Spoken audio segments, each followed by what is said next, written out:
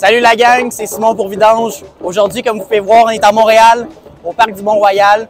On est là pour la mobilisation pour la réforme du mode de scrutin. On y va. Pourquoi est-ce que tu es ici aujourd'hui, Ron? Ben, tu sais, on l'a vu avec les dernières élections, qu'au final, on se ramasse avec, on va avoir un nouveau gouvernement, une nouvelle Assemblée nationale qui ne représente pas du tout pourquoi les Québécois ont voté. Hein. Je veux dire, il n'y a pas tant de monde que ça qui ont voté pour la CAQ. Surtout, il y a plein de gens qui ont voté, que ce soit pour le Parti québécois, Québec solidaire, même les conservateurs, qui ne vont pas se voir représentés à leur juste valeur. Puis, ben, ça, en démocratie, c'est sûr que ça n'a pas sa place. Ben, moi, je pense que c'est important de continuer à mettre de la pression sur le gouvernement pour la réforme du mode de scrutin, parce qu'ils l'ont promis, puis tout à coup, une fois que ça faisait plus leur affaire, ben, ils ont complètement laissé tomber ça. À cause des dernières élections, on était à peu près obligés de manifester pour ça, de montrer au moins notre présence. C'est ça l'important. Je suis ici parce que notre mode de scrutin est vraiment pas représentatif. Le vote populaire comparé à combien de sièges ont été votés, comme surtout à cette élection, c'était vraiment pas super. Je sais pas si tu aurais un système que tu préfères. Ben, il n'y a pas de système parfait. Hein. Il y en a qu'on parle de la proportionnelle et tout. Bon, c'est sûr que la proportionnelle, ça a des avantages, ça a des désavantages. C'est sûr que le Québec, l'enjeu, c'est qu'on a des très grands territoires avec des populations qui doivent être représentées quand même. Donc, d'où l'importance d'avoir des candidatures qui sont locales, qui représentent une circonscription bien précise. Fait que ça, c'est important de garder cet aspect-là, d'avoir une circonscription, un député par une circonscription. Fait qu'il y a une espèce de modèle hybride entre ce qu'on a en ce moment puis la proportionnelle. Beaucoup d'options qui sont proposées par Jean. C'est une branche des mathématiques qui est pas mal explorée, mais indépendamment des modes les plus représentatifs, qui seraient peut-être un peu plus compliqués, un mode qui serait vraiment très simple, qui ne demanderait vraiment aucun changement dans l'administration, ce serait juste le mode par approbation.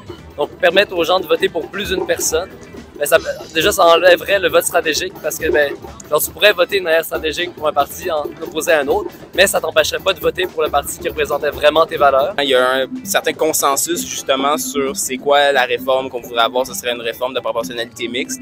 Pas mal tous les différents mouvements, au moins que j'ai rencontrés, c'est ça qu'ils demandent.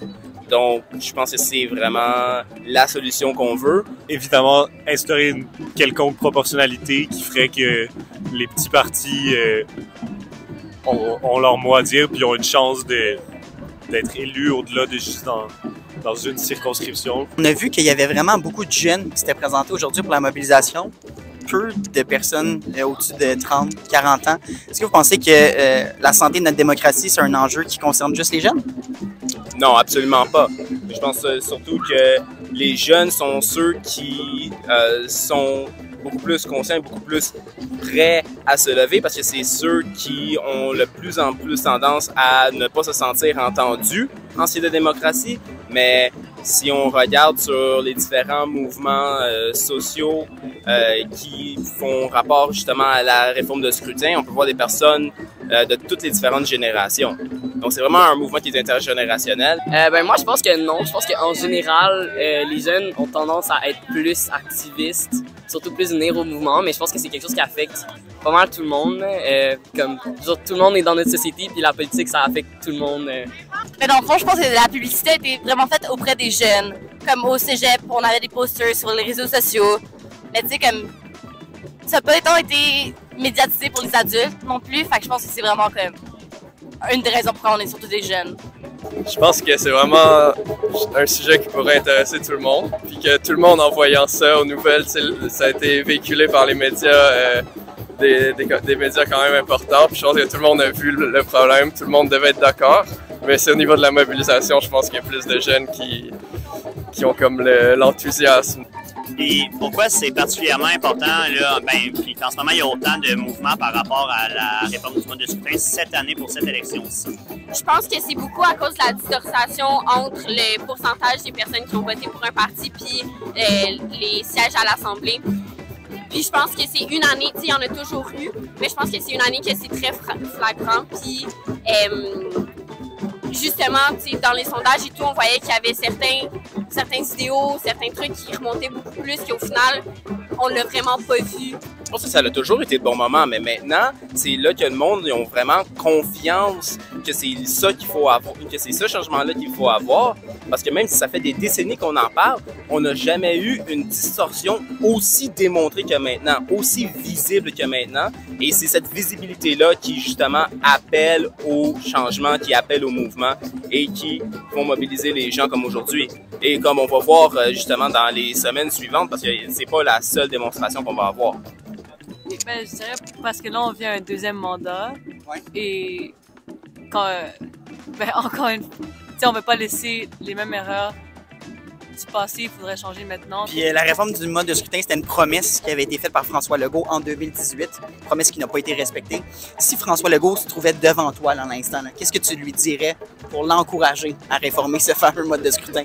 Ben oui, puis aussi promesse de Trudeau en 2015 qui n'a pas été respectée non plus, mais écoute, ce que François Legault doit comprendre, c'est que peut-être que c'est beau d'avoir le pouvoir et tout, mais que si jamais, pour protéger notre démocratie, hein, le taux de participation qui chute d'élection en élection, les jeunes qui participent de moins en moins, ben tu sais, je veux dire, il n'y a pas mille solutions. Il faut changer le système pour que les gens se sentent mieux représentés par le système puis qu'ils aient envie de participer. J'y ferais une tape dans le dos. Je lui dirais que c'est le temps de changer quelque chose au Québec puis dans le bon sens.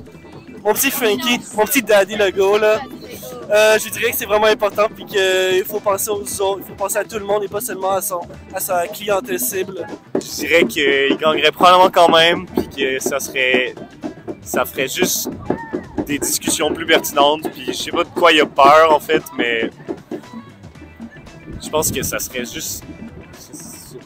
Je dirais common, c'est ça que tu avais promis avant, c'est ça que tu voulais, puis là tu changes d'idée.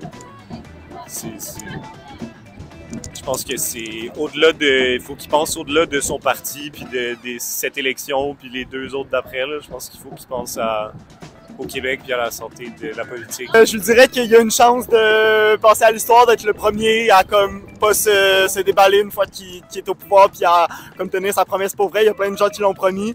Maintenant, c'est qui va comme prendre ses couilles puis le faire pour vrai? Je lui dirais qu'il y a une chance de passer à l'histoire. Tu l'as promis, fais-le. Excellent, merci. Merci pour votre support tout le monde. N'oubliez pas de vous abonner, de laisser un petit like, laisser un commentaire. On fait un événement aussi le 8 novembre prochain. Si l'épisode est sorti d'ici là, on fait un événement au fond Liverpool pour suivre les élections américaines depuis mandat. Soyez là, ça va être vraiment cool.